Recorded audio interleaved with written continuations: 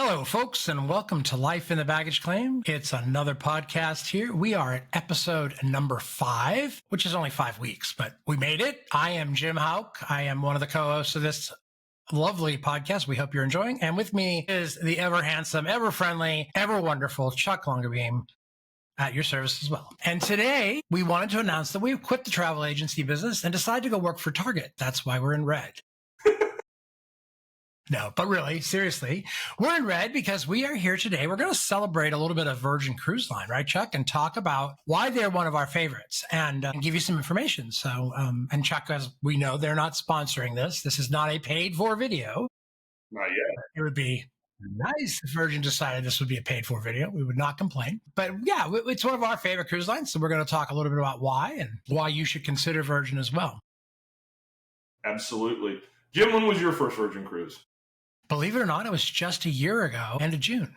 And I'm seeing the memories come up on Facebook and laughing, thinking that a year ago, I was employed in a different world and I was traveling for fun, kind of building up my repertoire with the goal of eventually going into the travel business. So, and I did a back-to-back, a 5 and a 4.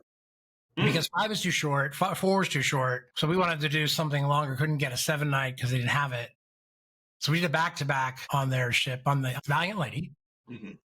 Out of Miami, which is a great experience because we actually booked the exact same room. So for those who've never thought about this, if you go on a cruise, you can do another round. It could be a different set of destinations. In this case, there was only one different destination because the 4-night cruise is short. And we were comfortable enough that we got ourselves a room that we keep on both cruises. So we didn't have to unpack after and unpack again after the 5th night. They treat us like royalty because they tell you, stay in your rooms. We'll come for you. Go down to the champagne bar, actually. We'll come for you. We'll walk you off. We'll check you in and we'll walk you right back. And Virgin has this category called rock stars who are like the first people on the ships. And we'll get into all this, but this is just a story to jump in with, right? So we got walking on. We got our room. Obviously, we still had our room. We went straight to the pool, ordered a thing of champagne, and sat in the water. And then the rock stars started coming on. You can see them looking like, who are they? They weren't down in the boarding area. How come they're already on board? What do they do for a living? It was a fun experience. If you're ever in a mood where you want to take a double cruise, it's a great way to sort of have a little more fun. The ship does recognize that you're special more than they normally would.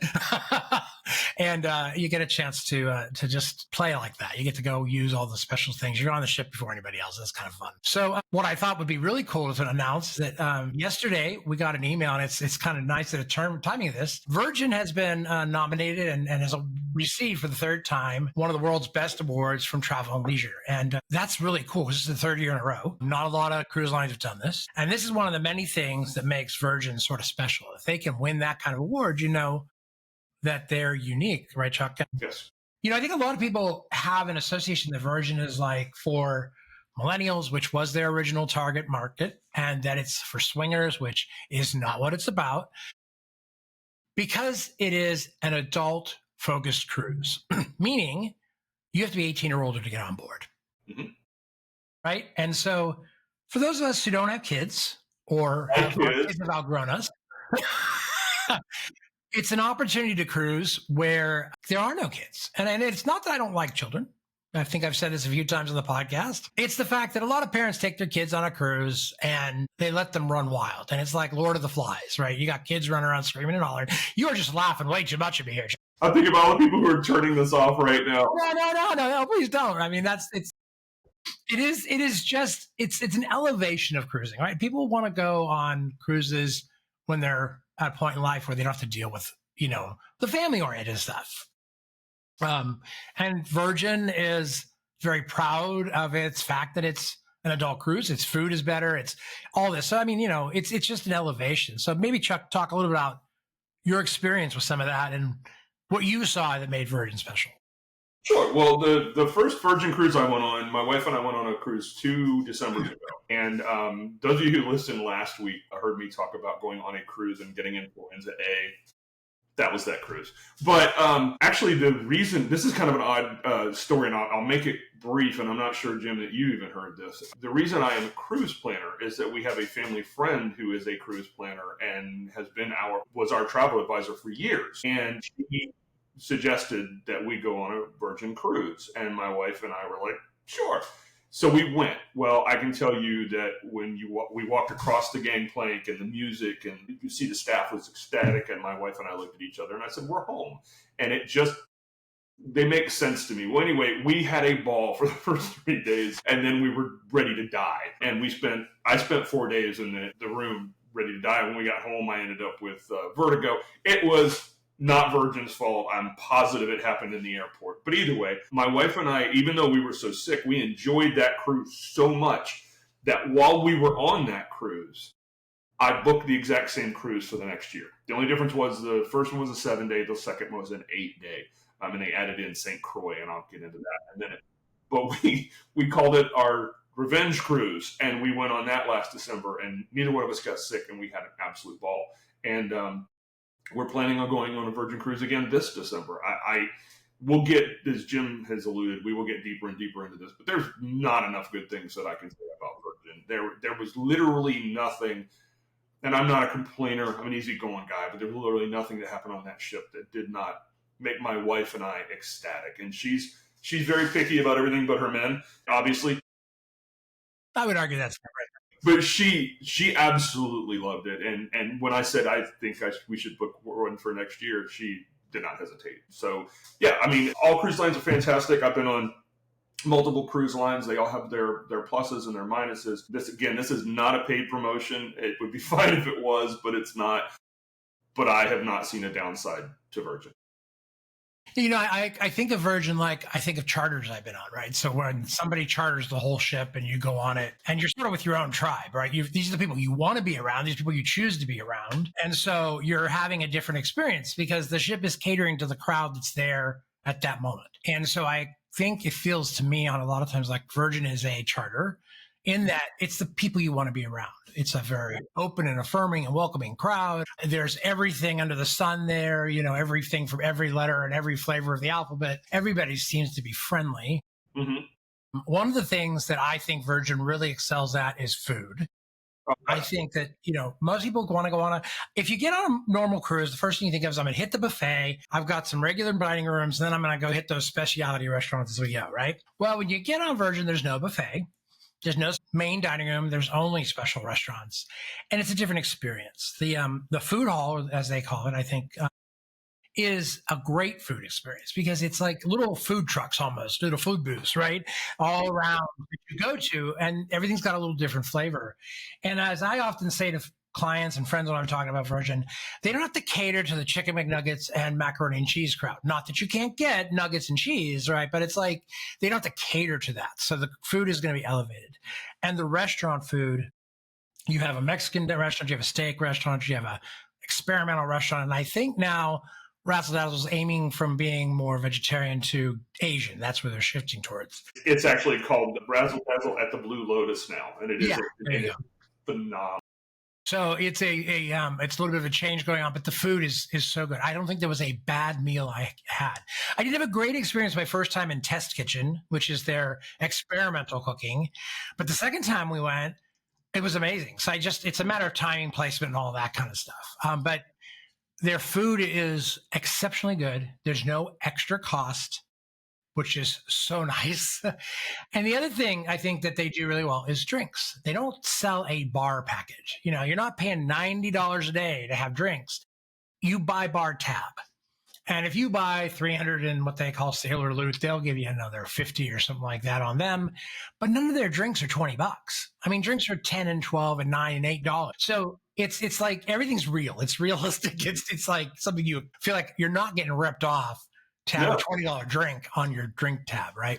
Right. Well, and like I drink martinis, but I like beer, and I'm trying to watch my girlish figure, so I tend to drink Amstel Light wherever I can find it. And just for an example, this was December. Maybe it's changed since December, but Amstel Light was like $6. I mean, where are you going to go anywhere in a bar or wherever you live and get an Amstel Light for $6? But you were talking about the food. So my wife and I are vegan, and that tends to cause lots of problems wherever we go. In fact, we don't eat out anymore because where we live, there are maybe 3 restaurants that even have options. So going back to what Jim was saying about Razzle Dazzle, when it first started, it was very strange. It was labeled as a vegan restaurant, But my wife and I went there, and oddly enough, there were fewer vegan options than there were on lamb, the regular burgers, menu. all these things. Right. So then I can only assume that enough people said something that Virgin was like, we're going to change this up.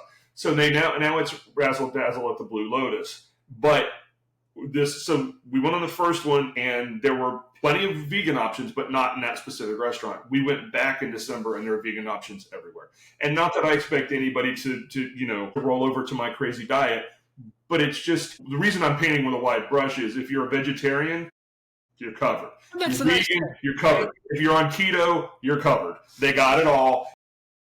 More than any other place I've ever been. If you have something and you're like, I'm also, oddly enough, allergic to avocado. I know my life is awful. But I would say, I put it on the list, and every restaurant, they would say, oh, you're allergic to avocado. We'll make sure it's not on here. I didn't have to ask every time. Not that I mind, but it's just that level of service. And yeah, Jim's not lying. The food's phenomenal. And when he was talking about the galley, I like how you said a bunch of food trucks. That's a great way to say it. I tend to tell people it's like the world's best food court. And they have like bento, and then they have like they have one that's like it's like small plate, like almost tapas, and then there's one that's tacos, and then there's one that's like noodles, like high end udon soup, and then there's one that stays open all day that does 24 hours that does breakfast. There's a salad bar that is massive, but it's not like salad bars because they serve you. I mean, you don't have a bunch of people digging in. It's behind glass, and they put it. So, and that's pastries. Don't forget that pastries one, because there's a donut we found that was like, I swear to God, that thing had like raspberry or such or blueberry or something inside of it and chocolate. We bit into that thing thinking, no, we're not gonna like this, and it was just like, oh my God, go get more now. Having a religious experience. I do believe I proclaimed for the Spirit that day. But they even have vegan desserts. My wife's a chocoholic. She's been trying to figure out how to put chocolate in an IV drip for decades. So yeah, they have vegan. So getting off the food, not in just a moment. A lot of people go on cruises to eat food. I mean, the first cruise I ever went on 20 years ago, a friend of mine said, "Oh, you're going to gain like 10 pounds." I was like, "What are you talking about?" And he goes, "You're going to gain 10 pounds." I'm like, "No, I'm not. That's nuts." Well, I gained 6. And I came back and I read that the average person on a 7-day cruise gains 7 pounds because people go to eat because the food's phenomenal and it's free. But yeah, but on Virgin, the other thing I've noticed, and I know you noticed this, Jim, you can order anything you want as many times as you want, but the portions are smaller. So you get really phenomenal food in small portions. And they do that for 2 reasons. First of all, I think to cut down on waste. But the other reason is we went a couple of nights to Pink Agave, which is the Mexican restaurant, which is so good. Unbelievable. And they had 2 entrees I was really interested in, but I'm on a Virgin cruise for the second time, so I knew I'll order both of them because they're small plates. So I got to enjoy both without A, feeling like a pig, and B, feeling like they needed to roll me out of the restaurant. So Virgin does little quirky things like that I think really make the experience that much better. Yeah, my travel companion and I, shout out Vanessa to you. Hi. We tend to go to the restaurants and order everything on the menu and just split it, right? Sort of like a way to try it all. And that is where, with your experience, you know it, but your first time on Virgin, you see that the portions, I don't call them small, they're reasonable. They're not trying to kill you. They're giving you enough. I meant smaller than your average American portion. They're what we should be eating, probably. Exactly.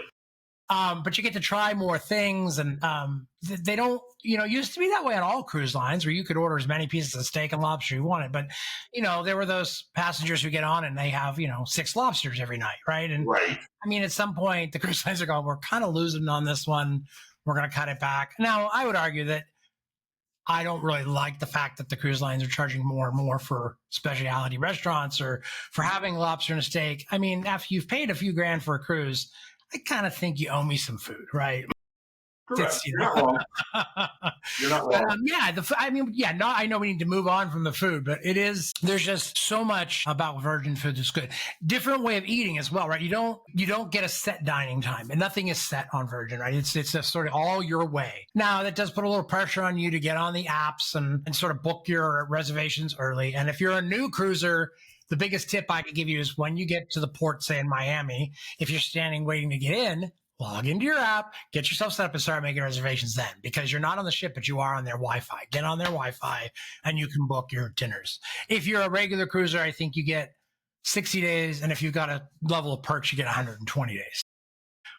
We are going on a 12-night Curacao highlights cruise in November with Virgin on Brilliant Lady, the new ship, which I'm very excited about. That'll be our third, actually, no, our fourth, because the back-to-back was two, right? So Right. I have actually taken, I'm sure I know Chuck as well. We're both gold level sailors trained on Virgin. We get a lot of nice reasons to want to go back to Virgin. Mhm. Let's talk a little bit about Virgin's entertainment. What Virgin does that I think is fun, especially for adults, is the whole idea of the parties. All cruises have parties, don't get me wrong, right? Everybody's got a place to go. But Virgins, of course, are going to take it a little up. There's some really adult level, somewhat raunchy kind of shows. Mhm. And I think they're acceptable. They're like in a burlesque kind of category, right? And Right. they're good for an audience that's older, right? You need to kind of enjoy it. The music's usually good. But what they do is they have the first or second night out, you have your pajama party, which is a really fun themed party. And I now kind of figured out what to wear. I struggled with that one a lot because I don't wear pajamas. Right. Not in my repertoire to have. But we saw some folks walking around just like really nice silk pajamas. I'm like, okay, now I know. Right. It. And it was sort of fun, right? And people wear onesies and jumpers and stuff. It's a way to kind of go out, and it's all over the ship, and people are just dressed up and having fun. But the big night is what they call Scarlet Night. And that is the night where the whole ship goes red. And of course, Virgin's color is red. That's why we're in red today. But the whole ship goes red. The lights are red. Even the outside lights on the ship are all turned red. It's a really kind of beautiful effect. I don't know about you, but I find like when I turn the lights in my house red, it's just kind of cozy and comfortable, right? It's maybe a little sexy time feeling or something like that, but it's nice. And so they put those lights throughout the ships and down the hall. But things about Jim today. So you don't own pajamas, which I won't go any deeper than that. That suggests something. Says something which I won't go any deeper. And then you like red lights. All I'm saying, okay, we're learning things. Go ahead. Call me Roxanne, okay? So, but what happens is they start this party in the main center of the ship. Now, mind you, the ships don't have these big atriums, right? They're not this, 6-story atrium where you can sit and watch the orchestra play, lovely strong swances. It's not like that, right? The music's all contemporary, but they have this spiral staircase that goes up. And they put some blow-up decorations, and they tell the story of Scarlet Night. Now, we're not going to tell you that story because you need to go experience it. But what they do is they tell it, they sing it, you've got dancers, and they get you involved. And, it's really fun. And then they move from there, and they encourage you to follow them. And they go to each of the big bars and start it again and get those people to join. So it's sort of, you can pick where you want to be, and they find you. And I'll get you all to head up towards the main pool. On our last one that we went on last January, we met up with she was a drag queen who just took a shining to us and dragged us along. And we were drinking champagne courtesy of her the whole way. We're like, this is the way to go. Every time we stop with her, she'd get a bottle of champagne and hand it out. I'm like, hey, let's stick with her for a while, Yes, indeed. But you all end up on the pool deck, and then they do a big production number. They have a big blow-up squid up there and things like that. So you'll see squids in their decor. That's part of the story. And then it just turns into a dance party that goes till, I don't know, probably 1 or 2 in the morning, I think, right? I didn't make it that late on any of them. But it's fun, and everybody wears red. Not required, but they do.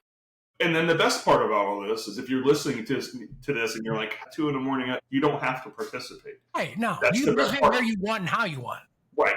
Well, because the big party starts at like 9:30, and that's on the top deck. You don't want to participate, you could go to a restaurant, you can go back to your room, you can't hear it. The ship is sufficiently insulated. Yes. Because I can tell you when we were on the first cruise and my wife and I were sick, we slept right through Scarlet Night. So I can say from personal experience, you don't hear it. So I know everybody cruises differently. And you said something, I noticed this, it was funny. We walked around the ship the very first time, and it took me like an hour for it. There was something like percolating in the back of my mind, but it took me like an hour for me to really to hit me, which was there aren't the big atriums and everything else. They're the same size as most ships, not the mega ships, but they're the same size as most ships. But the way they've designed it, and I use this term lovingly, they've cut it up in a way that you never feel crowded. You just don't. It's crazy to me. There are times when you'll be walking along a Virgin ship and you'll think, there can't be more than 500 people on this boat, and there's like 3,000. So I is 2,700 on the Virgin ships. So like that's what I'm Really saying. nice size. Right. Well, they designed it in such a way that everybody's got elbow room, and it's just. And you, if I'm don't want to go back to food, but I do want to go back to the reservation thing. You know what my wife and I figured out. Here's a secret to learn about Virgin. When we get the app on our phone, and when they open it up and say you can now book, what we tend to do is I tend to book. Let's say the cruise leaves on a Sunday. I'll tend to book Tuesday and Wednesday night at two places we want to go, and that's it. And the reason is it is all so you can either book it or you can go stand in line. But what my wife and I figured out is we like to eat around 6:30. We would be ready at 6, and I would just sit on the bed while she was getting ready and go, up, an opening just came 15 minutes from now.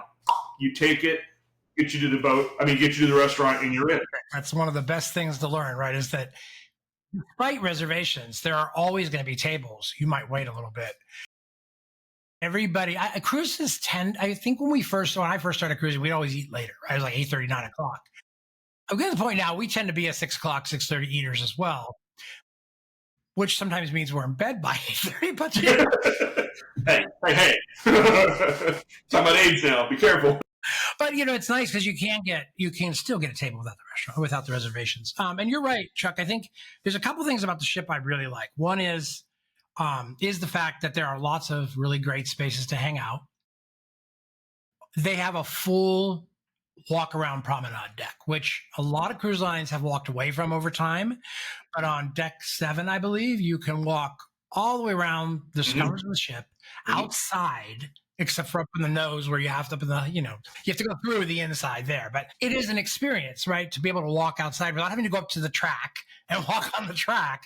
You can be outside and just take a leisurely stroll around the ship and enjoy it. Inside, everything feels comfortably placed. There's a little bit of a way they've kind of managed crowd flow. It's almost like you don't know how you got there the first time.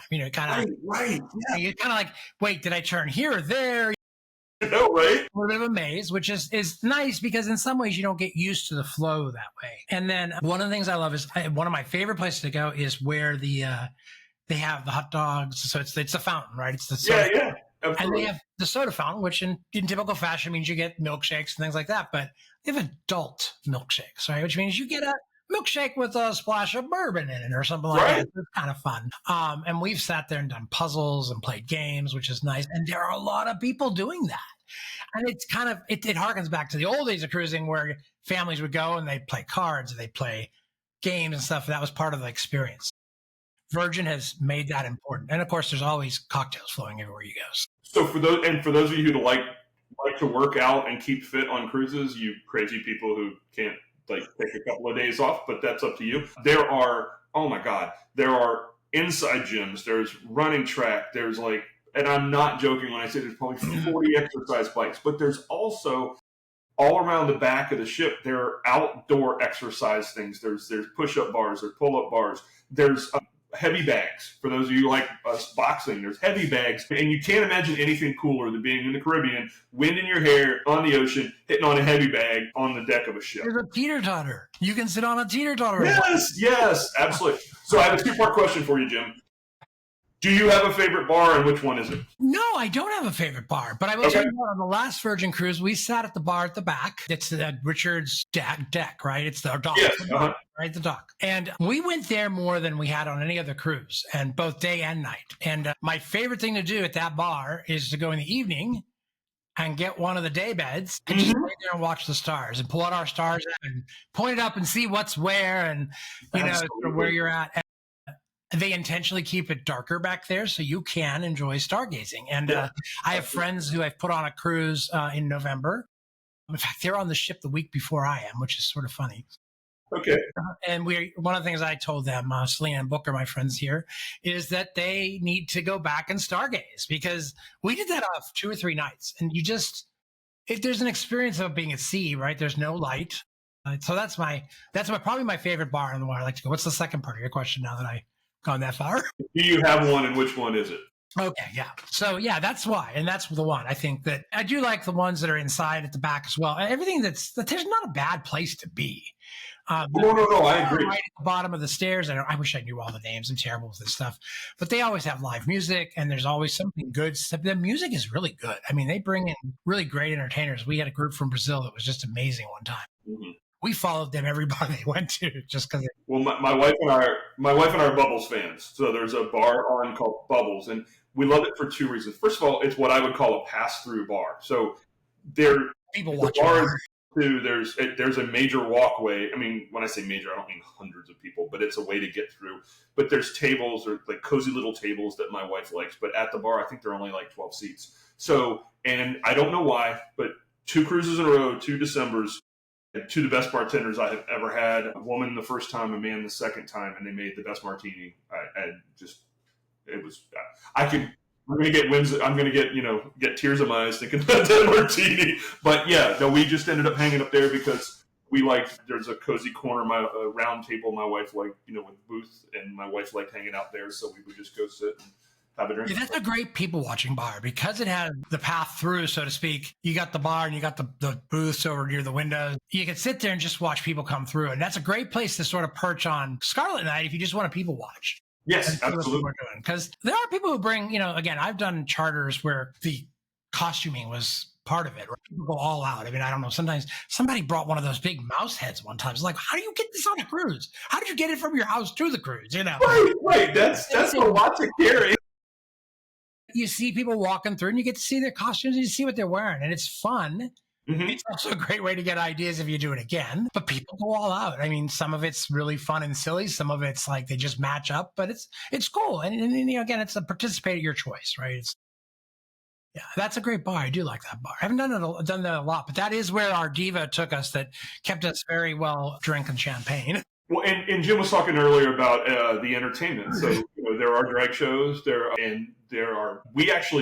My wife, for whatever, it's really strange. My wife all of a sudden last time decided she wanted to see all 3 comedians, which, I mean, we love comedy, but anyway, they were all really good and we enjoyed ourselves. But again, all the entertainment's free. The other thing that I noticed when we first booked Virgin Cruise, and before I was a cruise planner, it was expensive. And I was like, I don't know if I can this is crazy. And then I dove into it when I realized Virgin was the first one to go to flat fee, nothing else. Yeah, so what that means is anybody who's been on other cruises, and a lot of the cruise lines have now started to do that as well. They have to by law now. What's that? There's a law now. You have to show your full fare as. What I mean is, like Virgin, you pay X amount of money. That it covers Wi-Fi. That covers everything except drinks, beverages, gratuities. When you drop that money, you don't have to spend another penny. If you're not a drinker, you do not have to spend another penny on that ship. And I can just tell you, I had been on other cruise lines that, you would, at the end, you would pay for the Wi-Fi, or they go, oh, there's this charge or that charge, and then you have to bring cash for gratuities and all that. And I think Virgin was the first one to go, we're not going to do that. So when I actually itemized it out, I was like, oh, it's actually almost cheaper. But now I have found out that a lot of the cruise lines are going to this is what we charge. The only thing there's any upcharge on is alcohol. I think it's interesting that there's another part to that Virgin is one of the first ones that also brought the opportunity for reduced solo supplements. So if you're a solo traveler, you pay the full price for that room, and there's 1 or 2 of you, right? In most cruise lines. Virgin started doing the solo supplement charges, which meant that you didn't pay the 200%. You paid maybe 125 or less, right? The other thing is Virgin always has great sales going on. I got to tell you, there are always ways to get a reduction in the price. And if you are on a Virgin cruise and you don't book your next Virgin cruise, you're silly, because they give you about $650 towards the price of your next cruise on board. And that is why we continue to buy another Virgin cruise every time, because you can't beat that. I mean, you take $650 off, you're in a great price point. And they also will sometimes they'll offer $300 for tab as an incentive if you sign up on the cruise you're on and things like that. And I don't think we've said this yet, but one of the coolest things about Virgin Cruises is they actually have a tattoo parlor called Squid Ink on the boat. You can actually, did you get that at Squid Ink? Nice! I didn't get a chance to last time, but they have the cool things. Like, it's probably the most expensive tattoo I've ever done. Yes, but the story behind it, Jim, you got to see. I was on a cruise ship, yeah. But in like little things, like my wife insists every time we go, they have a salon for women, and then they have kind of one for men. And like, yes. I get a shave, I get a trim, and they do the hot towel and everything else. And It's like everything else. It's a little pricey compared to what you might get in your hometown, but how often do you get a chance to? I mean, it's not ridiculously overpriced, but and we ended up. The other thing is if you've gone on several Virgin cruises, sometimes they will give you onboard credit, and I'll usually use that to get it. My wife will get her toes done or something, and she'll insist I get because I love it. I'm not gonna lie, getting pampered. I usually don't like people doing that, but I'll do it once or twice a year. Well, let's be honest. If you work with us as your travel advisors, we'll get you some of that onboard credit, right? I mean, we are going to absolutely make sure you have a little extra spending money while you're on board. That is our job. Now, we're not going to get you 1 million credits, but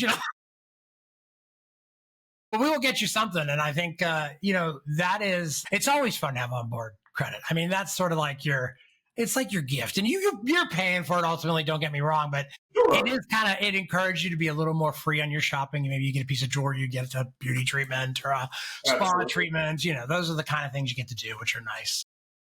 That was the other thing I was going to tell you. Another little helpful hint for Virgin. So, as you know, on any cruise ship, the spa can be a bit expensive. But what Virgin has done, and they're quiet about it. I mean, they don't hide it, but you have to kind of. We found out a long way around. On what am I trying to say? Port days. Thank you. They drop it, and you get like 3 hours. I think it's like $75 a piece, and that covers excuse me, everything: the saunas, the cold water, the hot tub, the mud bath, which I did, which I thought I would never do, and it's the funniest thing ever. But you get like 3 hours for like $75 a piece. So my wife and I had been to Puerto Rico. We had already been there, and we're like, okay, so we'll do this. And now, if you've never been to that port, please go ashore. Yeah, Puerto Rico is a beautiful place to visit. The first one about going and seeing cultures and all that kind of stuff. But it's someplace you've been 2 or 3 times. $75 a piece for 3 hours, especially if you end up with some onboard credit. I'm telling you, it's glorious. It's not a huge spa, right? I mean, that's the one thing. It's not like these huge spas that some ships put in. It's a nice size. Everything's pretty compact where it's placed. You're not like lost in a space. So yeah, their spas are pretty nice. I'm not a big spa person myself. It always feels just like an expensive thing to go do and sit around in a pool with a lot of people that don't talk to you sometimes. You just kind of go, right. But Virgin people are friendly that way. Oh yeah. But if you go on a port day, go ahead. I'd say if you go on a port day, I think, and I'm not kidding, I think there were 8 people in the whole place when my wife and I were there. So now if you go on a non-port day, yeah, it's going to be a little crowded. But you're right, it's not. We've been on cruises. My wife loves spas. We've been on cruises where the spa was massive. I mean, it had a lot of stuff. Don't get me wrong. But you're right, massive spas equal massive amounts of people. So the spa is small. It's reasonable. Anyway, done with the spa. The last thing I would share is if you're in a Caribbean cruise with Virgin, is they go to their private beach resort on Bimini. Now, I'm not a big believer in doing the ship experiences right off the ship, right? So many ports, you get off, and before you're really in the destination, you're bombarded with food and cocktails and pools and places to hang out, and you haven't even entered the country. You're still like inside the ship space, and it really doesn't make good stuff for the economy happen in those places you go. But Bimini, I will say that we did check out the resort. It's a resort, a beach club. So it's not a hotel, it's a beach club. And they bring everything off the ship to it. And you take a little tram over there, you can walk over. And they basically have a party all day long. They got a DJ, they got food. It's got a big pool and ocean places to play. It's sort of nice. It's not like going to a private island where there is nothing else. Because when we were sort of done there, we got a golf cart and went up the other side of the island and just really enjoyed walking around the beaches where nobody was. In fact, I think this next trip, we're going to do Bimini and we're going to turn right and head up that way first and snorkel and swim up there. Nice. I mean, we even snorkeled right off the end of the ship at the port where they are because there was enough to see, right? So it's one of the few places I would actually argue that it's worth going to the beach club for a little while. It does get busy, but it's worth it. It is a good space and they keep a nice vibe. It's not like going to a private island where all you got is what the ship's offering, right? And for those of you who are on a budget and just want the vacation, Jim's right. The beach club at Bimini is wonderful. Food's free. They've got towels. They've got and they extend your bar tab out to the island and all. So you're not like some cruises will tell you, oh, your bar tab does not work on the island. And it's like right, but this one does. You scan your bracelet and you're off and running. Yeah, we enjoyed the beach club at Bimini. The last thing we should probably talk about, we should probably wrap this up. Virgin does offer excursions, and I'm going to tell you a quick excursion story. So I'm going to get this wrong, but you download the app and it's, I don't know, 30, 60 days, whatever it is out, they will offer up the excursions, and each port, and they're first come, first serve, and the dollar amount is there, and it's correct. There's not any hidden fees afterwards, and you do it or you don't do it. So my wife and I went the first time before we got sick. We went on an excursion. It was supposed to be a catamaran. We were supposed to snorkel, and then they were going to take us to this private beach club thing, and they were going to bring us back. Well, the seas were too choppy. Fine. So they canceled the catamaran part, but they said, we'll take you to this private beach. We're like, okay, we can do that. Well, they discounted us back 10%, which I thought was ridiculous considering they took at least half of the trip out. They took us to this beach club. There was the nice beach and the rough beach. Well, the nice beach had about 20 feet out, had a 15 or 20 foot band of jagged rocks that we had to try to crawl over. That was a nice beach. It was, and then they brought us back, and they stopped off at a buddy's place. We were supposed to look at cigars. We almost got back late. Anyway, it was a mess. That's nothing against Virgin. The reason I'm telling you the story is the next year, like I said, my wife and I went on the exact same cruise. That excursion was not there. So what Virgin does, if they get feedback, negative feedback about an excursion, they take it completely off their list. Well, and one of the nice things, Virgin actually curates their experiences, right? So your excursions are not just what everybody else gets. Virgin actually sends people out to see what's available and pick things that fit what they think is their market. And so I find, again, much like the ship, you get an elevated level of experience on your excursion. Yours sounds like a nightmare. I would have been very upset. Yes. I mean, we did a scuba one, and a snorkel one, and it was like 12 people. Mm-hmm. I mean, who goes on an excursion with 12 people? You usually have 100 people or 50 people. Right. And they fed us. They took us to 3 places. We had a squall, and the guy was amazing going through the squall because it rained. And I'm like, great, I can see the ship, and we're probably going to die right here. But it was a beautiful experience. So, I mean, they do really, like, the excursions on Virgin are also unique. Every time I've done one, it's a little different, and they are more special. So, yeah, we probably do need to wrap up. This has been a long episode for us, but as you can tell, we are huge Virgin fans. We could probably talk for another 30 or 40 minutes. And we'd love to put you on your first Virgin experience if you haven't done one. And that really sounded bad. We'd like to put you on your first Virgin cruise experience if you haven't done one. We're going to help book a cruise on Virgin Voyages. Yes. And this will get flagged by YouTube probably. But we'd love to put you on one. We'd love to get you to experience it because, frankly, I think you won't find a better experience if you're looking for a really nice sort of elevated cruise experience on the right size ship, with the right amount of people, with the right amount of fun, and doing it your way. So we have been gaining some subscribers. We are so thrilled. I want to shout out to Ernie and a couple other people who joined, friends of mine that I saw. I'm like, I haven't put that much pressure on my friends yet, but it's nice to see them coming on board. Thank you for joining us. And please do like, subscribe, share. We are available on 3 platforms. You can find us on YouTube at Life in the Baggage Claim. You can find us on Spotify, Life in the Baggage Claim, and you can find us on Apple Podcasts at Life in the Baggage Claim. Funny how that works. The whole Life in the Baggage Claim. We're having fun with this still. We're learning as we go. As every week, check out how, like, did you try this? Did you try that? When we're putting them together, you will see little evolutions as we go in this. You know, it's fun. We're at episode 5. It's hard to believe we've done 5. It's 5 weeks. It's building the habit, right? So it's exciting, and we are getting this to happen, which is sort of fun. So please share this with your friends. We hope you enjoy it. So with that, I'm going to close. Again, thank you, Jim Hauck here. I'm co-host of Life in the Baggage Claim. We appreciate you being here. And I'm Chuck Longerbeam. Thank you so much for coming, folks. Again, like, subscribe, share, and we will see you next week. Cheers.